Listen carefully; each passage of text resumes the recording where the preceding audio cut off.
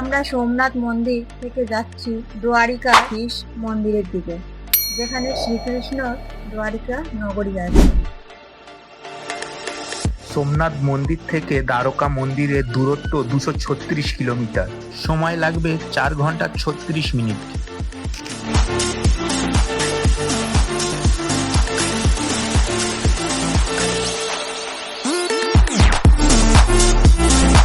এটা আরব সাগর, যেখানে ভারতের সীমানা শেষ হয়। এই আরব সাগরের নিচে ভগবান কৃষ্ণের শহর দ্বারকা আছে। এই রাস্তাটি আরব সাগরের উপকূল দিয়ে যাচ্ছে।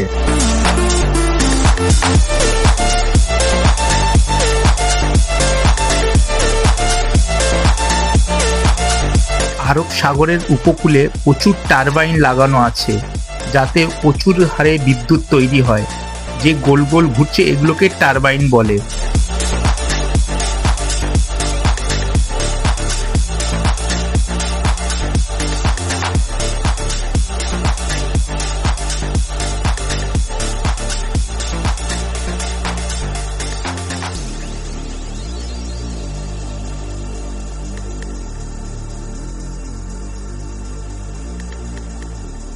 আমরা প্রায় 2 ঘন্টার ওপরে গাড়ি চালাচ্ছি।